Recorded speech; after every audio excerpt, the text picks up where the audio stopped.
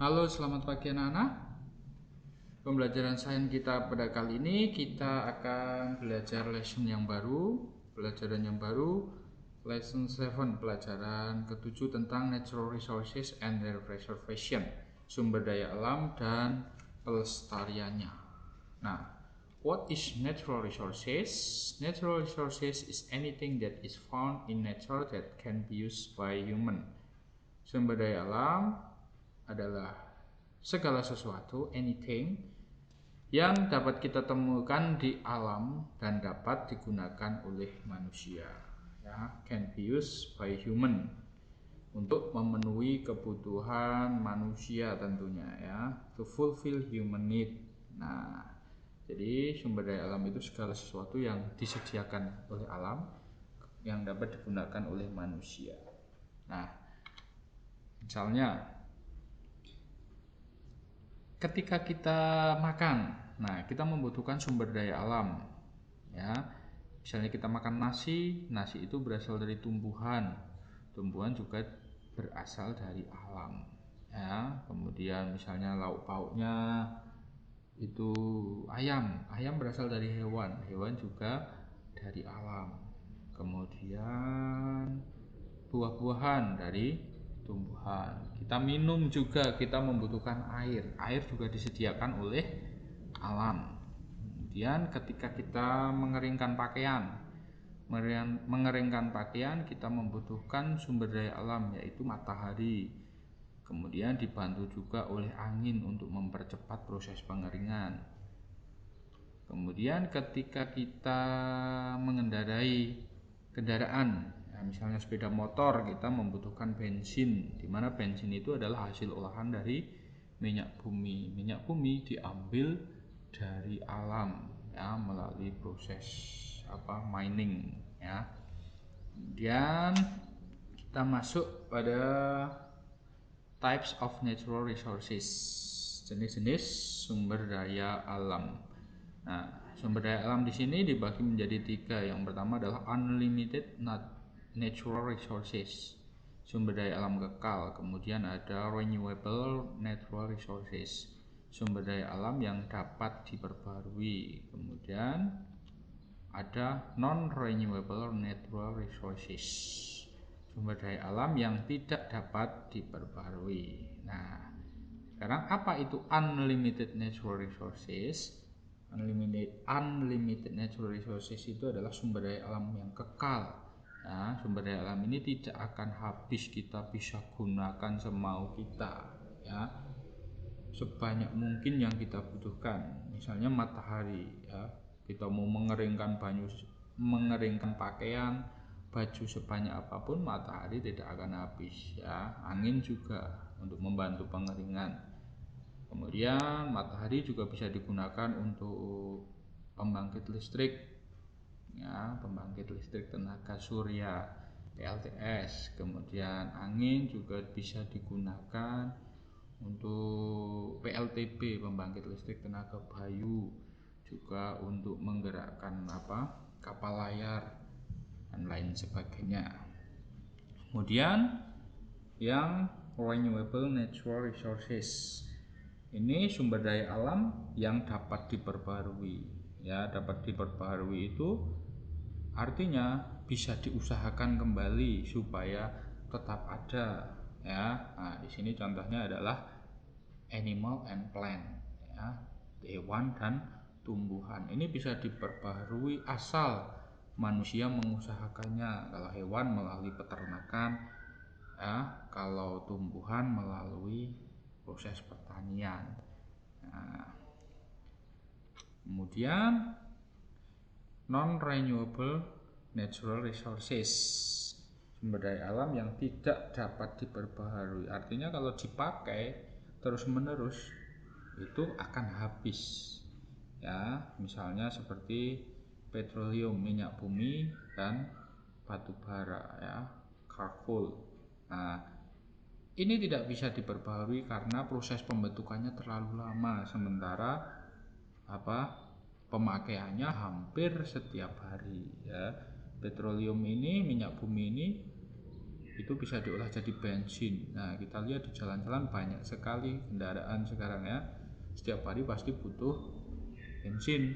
Nah, itu tidak dapat diperbaharui, maka kita harus menghematnya. Nah, itu adalah 3 jenis sumber daya alam ya. Ada yang kekal, ada yang dapat diperbaharui, kemudian ada yang tidak dapat diperbaharui. Nah, itu tinggal bagaimana kita bijak menggunakan apa yang sudah disediakan oleh alam tersebut ya. Kalau yang unlimited ya kita bisa gunakan sesuka hati kita ya. Kalau yang renewable ya kita bisa gunakan, asal kita juga mengusahakannya kembali ya, mengembangbiakannya kembali. Hewan dengan cara peternakan, kemudian tumbuhan dengan cara pertanian. Kemudian kalau yang tidak dapat diperbarui, non renewable, berarti kita harus menghematnya ya, usahakan menghemat, tidak boros. Nah, sekarang adalah how to process natural resources, bagaimana mengolah sumber daya alam ya. Tidak seperti gambar itu ya. Tikus itu tidak perlu mengolah, dia hanya makan saja, tidak perlu menanam, tidak perlu memanen, tidak perlu mengolah. Misalnya padi dijadikan nasi, gandum dijadikan roti, dan lain sebagainya. Nah, manusia itu diberikan akal budi ya, diberikan sama Tuhan keistimewaan untuk bisa mengolah sumber daya alam. Nah, yang pertama adalah farming dengan cara pertanian ya.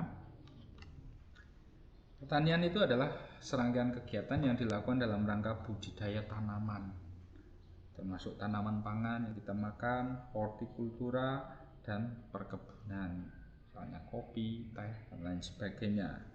Nah, kegiatan pertanian, farming activities, itu meliputi apa saja?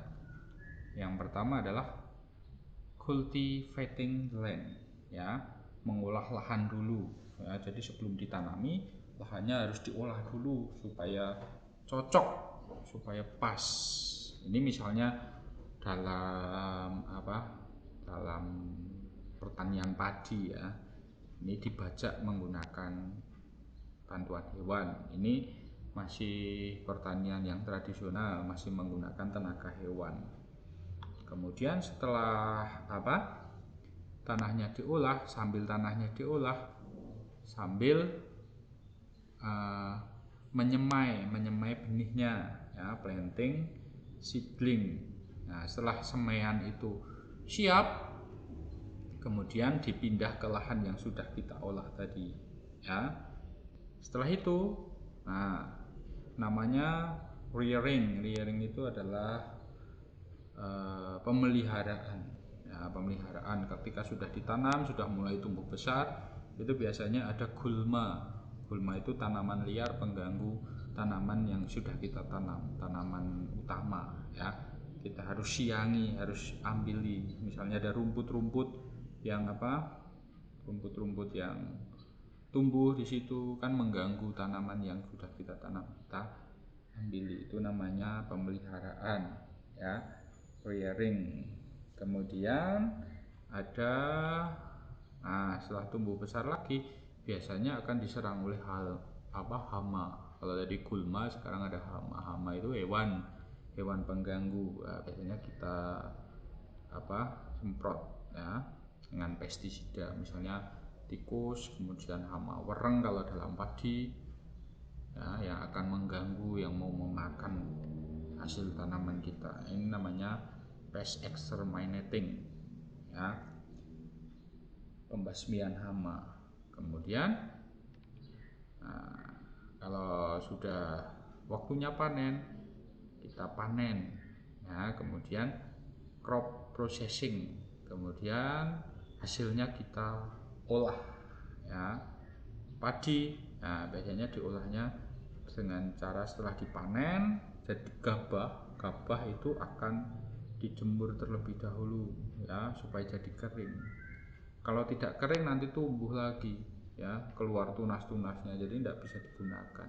harus ditanam lagi kalau tumbuh tunasnya, makanya harus dikeringkan terlebih dahulu. Nah, di sini juga menggunakan matahari ya untuk proses pengeringannya. Kemudian kalau setelah kering itu bisa disimpan dengan aman ya, bisa disimpan atau sebagian juga bisa jadikan beras untuk digunakan sebagai bahan pangan ya, atau diolah menjadi makanan-makanan yang lainnya. Nah, itu adalah serangkaian proses pertanian. Nah, ini contohnya kebetulan adalah padi, dan masih banyak lagi tanaman-tanaman pertanian yang lainnya. Kurang lebih prosesnya seperti itu. Harus menyiapkan lahan, kemudian ada pembibitan, pemeliharaan, pembasmian hama, kemudian pengolahan hasil panennya. Kurang lebih hampir seperti itu untuk tanaman-tanaman yang lain ya. Kemudian di dalam pertanian sekarang sudah ada farming modern technologies. Jadi ada teknologi modern dalam pertanian ya. Nah, misalnya ini adalah genetic engineering. Ini adalah rekayasa genetik ya, supaya menghasilkan bibit unggul. Kalau dulu misalnya jagung itu hanya dalam satu tanaman itu hanya keluar satu jagung. Nah, sekarang bisa 2, ada yang bisa 3 dengan cara rekayasa genetik ya, dengan digabung-gabungkan dengan gen-gen yang kualitasnya lebih bagus ya, sehingga kita menghasilkan kualitas jagung yang terbaik, bibit yang baik, bibit yang yang superior ya, bibit unggul. Nah, supaya ketika menanam itu efektif. Biasanya nanam satu keluarnya satu, sekarang bisa nanam satu bisa keluarnya banyak, lebih efektif. Nah, ini sekarang teknologi modern, salah satunya genetic engineering ya. Nah, kemudian kita menggunakan traktor to cultivate the land. Nah, kalau tadi yang tradisional menggunakan hewan, bantuan hewan, sekarang menggunakan mesin traktor untuk mengolah lahannya, menyiapkan lahannya. Nah, kalau hewan, kadang hewannya ada yang pas tidak mau atau bagaimana, kadang juga menyiksa hewan juga. Nah, sekarang sudah menggunakan teknologi. Nah, ini prosesnya lebih cepat ya, menggunakan traktor. Jadi misalnya pakai sapi itu bisa 1 hari penuh, nah ini bisa hanya beberapa jam untuk mengolah lahannya ya. Ini teknologi. Kemudian untuk proses crop processingnya, mengolahan hasilnya, itu sekarang sudah ada namanya penggiling ya, heller machine itu maksudnya mesin. Nah, untuk mengolah gabah menjadi beras. Nah, kalau zaman dulu ya menggunakan cara tradisional ya, belum menggunakan mesin seperti ini, jadi lebih lama. Nah, itu adalah beberapa teknologi modern dalam pertanian, dan masih banyak lagi ya. Nah, sekarang kehutanan atau forestry ya. Kehutanan ini adalah penghasil kayu ya. Hutan itu penghasil kayu ya, utamanya adalah penghasil kayu. Nah, selain sebagai sebagai paru-paru dunia, kemudian menahan banjir dan lain sebagainya. Nah, hutan ini bisa diambil kayunya, tentunya dengan bijak supaya tidak terjadi hal-hal yang tidak kita inginkan seperti banjir, tanah longsor dan lain sebagainya, erosi ya. Nah, kemudian juga menghasilkan hutan itu akan menghasilkan oksigen yang kita hirup. Nah, karena kemajuan teknologi ini kan banyak kendaraan, asap-asap semakin banyak pabrik-pabrik Nah, kemudian terjadi polusi udara. Nah, kalau tidak diimbangi dengan hutan yang banyak, nah kita akan oksigennya akan kurang tipis ya, makanya harus banyak menanam pohon di hutan. Nah, ini adalah hutan. Hutan itu ada 3 jenis. Ada di sini ada production forest. Hutan produksi, hutan dikelola untuk menghasilkan kayu, hanya untuk menghasilkan kayu. Kemudian hutan lindung, protected forest, hutan dikelola sebagai sumber daya tanah dan air. Kemudian ada hutan suaka alam, wildlife preservation forest, yang tidak diambil kayunya, dikelola untuk melindungi keanekaragaman hayati atau keindahan alam. Nah, dalam hutan itu ada kegiatannya ya, untuk penanamannya. Yang pertama adalah pembibitan, sama seperti yang tadi, prepare young trees. Nah, pembibitan, menyiapkan pohon yang masih kecil muda. Nah, ini tidak langsung ditanam di hutannya, tapi di polybag biasanya ya. Setelah itu, nah planting akan ditanam di lahan yang sudah kita siapkan. Nah, setelah ditanam, kemudian ada rearing juga, pemeliharaan. Nah, misalnya ini tumbuhan jati, itu kalau ada cabang-cabang yang tidak berguna, yang di bawah itu akan mengganggu bentuknya sesuai kayu yang kita inginkan. Nah, itu dipotong, nah, supaya bisa tumbuh tinggi. Nah, kalau ada cabangnya, kemungkinan akan susah tingginya karena akan suplai makanannya akan ke cabang-cabangnya. Nah, kalau dipotongi, nah bisa tumbuh tinggi. Nah, ini dipelihara ya. Kemudian nah setelah besar, nah dipanen, loggingnya ditebang, tapi harus tebang pilih tanam ya.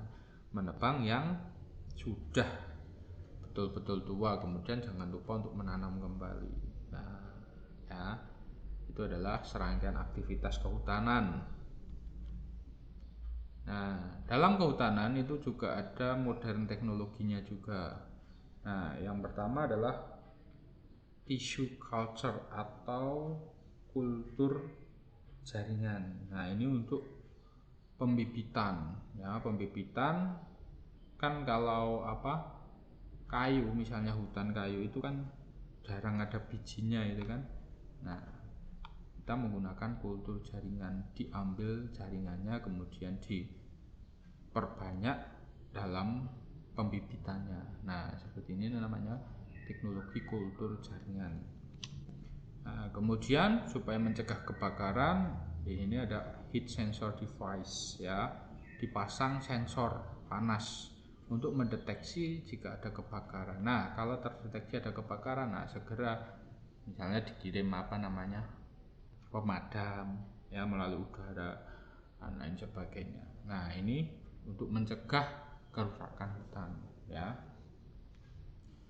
Kemudian nah, dalam pengolahan hasil hutan, kayu itu selain digunakan untuk membuat rumah, membuat meja, membuat pintu, membuat almari dan lain sebagainya, kertas yang kita pakai untuk belajar itu juga berasal dari kayu. Nah, pengolahannya menggunakan mesin. Nah, ini adalah teknologi modern juga. Itu adalah seputar kehutanan.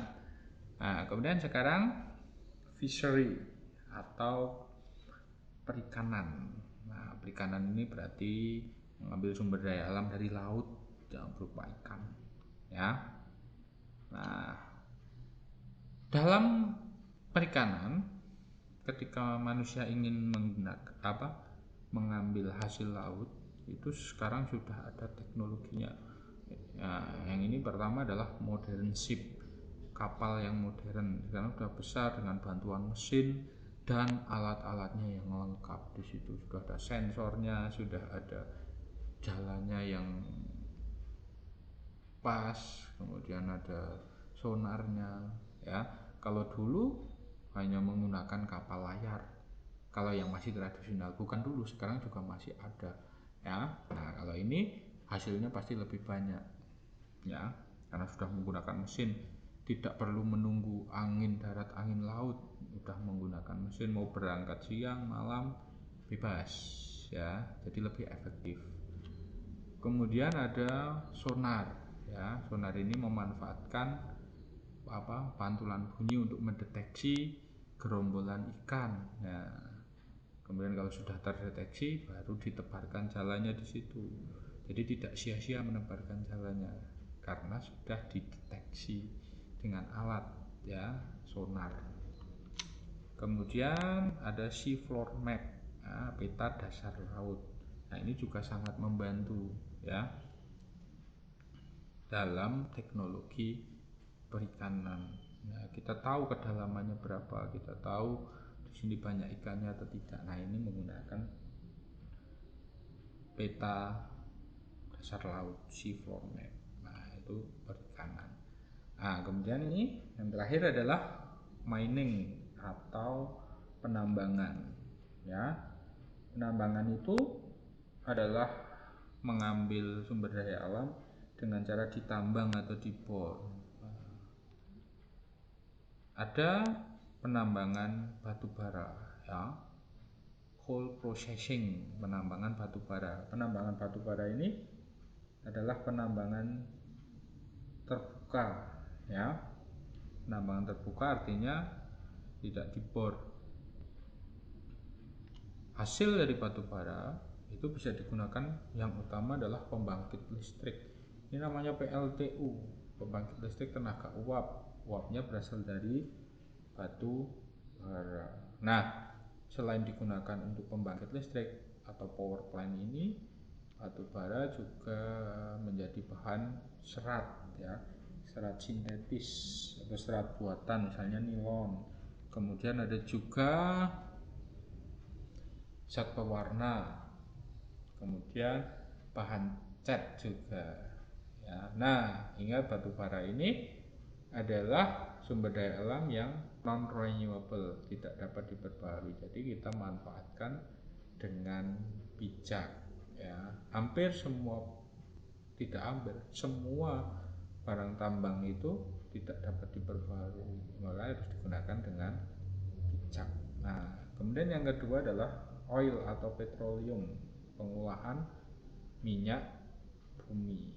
Nah, minyak bumi ini terbentuk dari fosil hewan yang terpendam jutaan tahun yang lalu. Kalau tadi batu bara itu dari fosil tumbuhan, kalau ini dari fosil hewan, makanya tidak dapat diperbaharui. Nah, kita harus juga bijak menggunakannya. Nah, apa yang digunakan dari hasil olahan minyak bumi ini? Nah, ini adalah fractional distillation crude oil ya, hasil pemrosesan dari minyak bumi. Nah, minyak bumi itu diproses menjadi ada LPG. LPG yang biasa digunakan di dapur untuk memasak, untuk gas ya. Ini dengan suhu sekitar 20 derajat. Nah, dengan distilasi 20 derajat itu menghasilkan LPG. Kemudian ada menghasilkan gasolin, bensin untuk kendaraan yang berbahan bakar bensin, mobil, motor. Kemudian jadi oli. Kemudian ada juga aftur, aviator turbin untuk bahan bakar pesawat. Ini dipanaskan ya, dengan suhu tertentu akan menghasilkan aftur. Kemudian ada hasilnya adalah diesel ya. Diesel itu solar untuk bahan bakar kendaraan berat ya, truk, tronton, eskavator dan lain sebagainya. Nah, kemudian ada kerosin. Kerosin itu minyak tanah.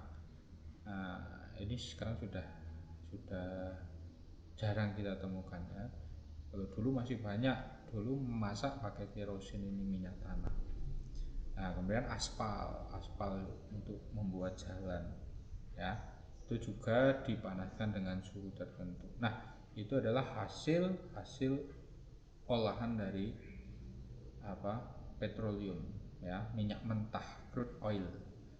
Nah, itu ya. Jadi kita hari ini sudah belajar tentang sumber daya alam dan cara mengolah sumber daya alam. Yang terpenting kita harus mengetahui jenis-jenisnya. Nah, kalau yang unlimited kita bisa gunakan sesuka hati karena tidak akan habis ya. Kemudian kalau yang renewable kita harus mengusahakannya. Kemudian kalau yang non renewable kita harus bijak menggunakan dengan baik, jangan boros karena tidak dapat diperbarui, sisakan untuk generasi berikutnya. Nah, itu anak-anak pembelajaran sains kita pada hari ini. Semoga anak-anak paham ya. Kalau tidak paham, anak-anak bisa ulangi ya.